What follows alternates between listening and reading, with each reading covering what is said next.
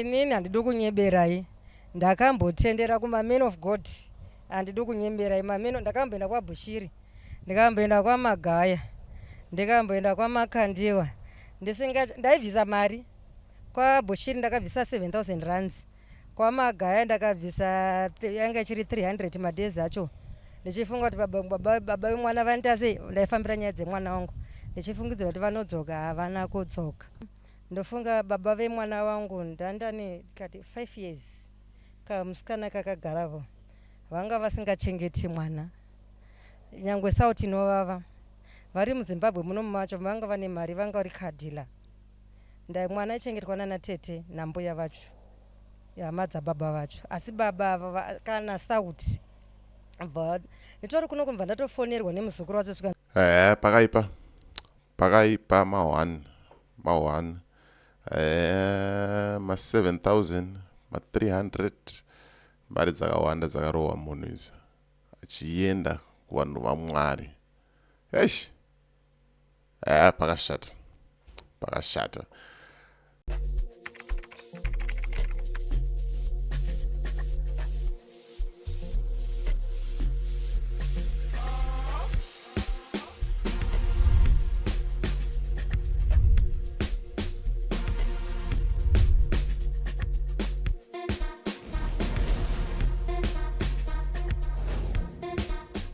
Greetings, good people. My name is DJ Holly and welcome to 0.5 Creative Studios. Chitubu che content, chitubu chisingapwe, chitubu chinonwa nemunhu wese, chitubu chakavhenekwa chikaongororwa nana mazvikokota kunzi chitubu ichi chine content iri healthy, content yakachena yakakodzera ngechikonsumwa nemunhu akaita kunge iwewe. Ndosaka uri pana pamuzuva ranhasi. So if it's your first time here, please hit the subscribe button and the notification bell so that you don't miss out on any exciting content uploaded. Kana unge wagara uri mugari wepanapa dango kutenda nekuita sei nekukurumidza kubhadhara rent. Right, panapa ndine nyaya yemukadzi akadyirwa mari nemaprofita. Kwete maprofita ana madzibaba ana papa vekuchechi kwako, vekuchechi kwangu vakavhara munhu mari. Sei ndiri kuti ana papa vakavhara munhu mari? Ndikaenda ndikanogara newe, ndikabhadhara mari, ndikagara newe, ukanditi zvinhu zvako zvakuendeka, zvikasaendeka, ifraud, wanditsotsa mari. Wozonditaurira kuti hanzi paidiwa faith, panoda kutenda, panoda chino, idzodzo dzatonyaya dzakudhara idzodzo.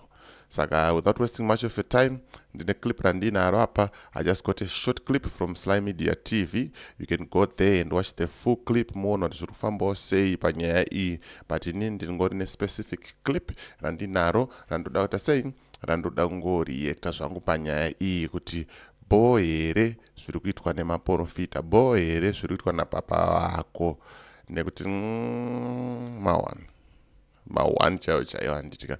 But satapinda video clip iri, kana une business raunaro rauda kushambadzirwa, ndibate, namba dzangu ndo dziri kubuda pasi apa.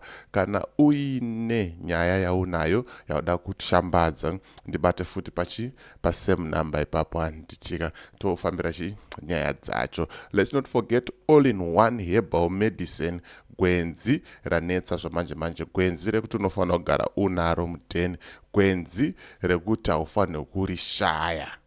Gwenzi rinorapa, gwenzi rinoshanda, ukaita mudumbu, ukaita musoro, ukaita zvironda, ukaita zvirwere zvepabonde, kana uchitadza kunyatsodya bota nemazvo, aiwa rinoita kuti uite sei unyatsoperforma chaizvo handitika. Saka batai namba dziri apo, moita sei mochunirwa gwenzi, mopiwa gwenzi handitika. Saka rekati pinde muvidhio tizvionere kuti bo here zviri kuitika apa, tinzwe nyaya yacho kwayakatangira nekwairi kuenda. Ndofunga baba vemwana wangu ndandane kati 5 years. Kamusikana kakagarapo. Vanga vasingachengeti mwana. Nyangwe sauti inovava. Vari muZimbabwe muno macho vanga vane mari, vanga vari kadhila. Ndai mwana ichengetwa nana tete nambuya vacho. Yamadza baba vacho. Asi baba kana sauti. Nitori kuno kumva ndatofonerwa nemuzukuru wacho svika muri kutsvagwa nababa rova. ndikati vari kunditsvaga vari kudeko kwakanaka here, zvikanzi vati tsvagai foni inopinda pai pawhatsapp. Zvakatondinetsa, ndikati kwemakore 5 munhu akundiudza kuti nekuti ndauya kunoko ndakunzitsvaga foni yewhatsapp.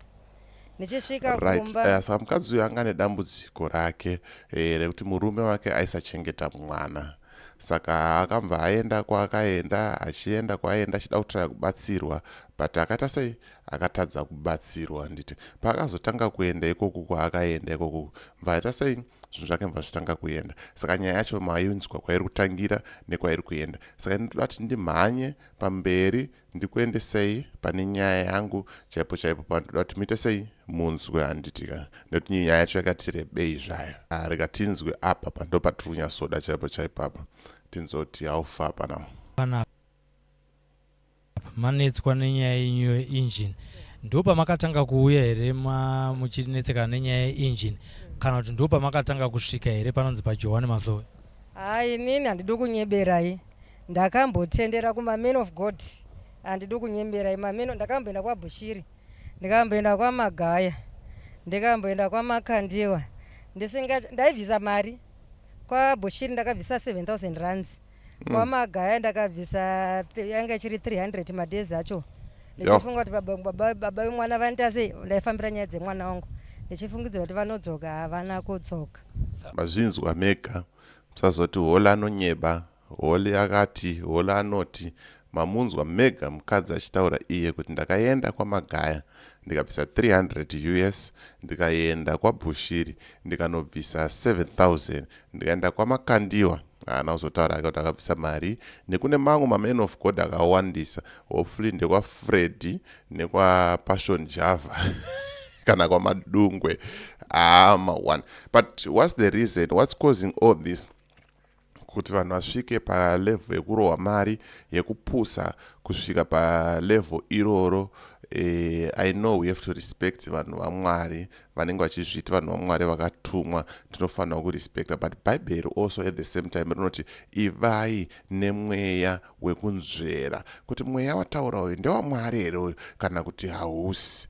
But kana takaomerwa manje tiri desperate nanje, we are too quick to rush to make my decisions yekuti mangwana tinozochema. Honai amai ava vakarohwa 7,000, vakarohwa 300, hanzi ndakafamba kusingabvire. Mawan. Saka ndonyaya yanga ndangoya nayo zvamanje manje kuti ndikuratidze kuti chichiri kuitika zviri kufamba sei.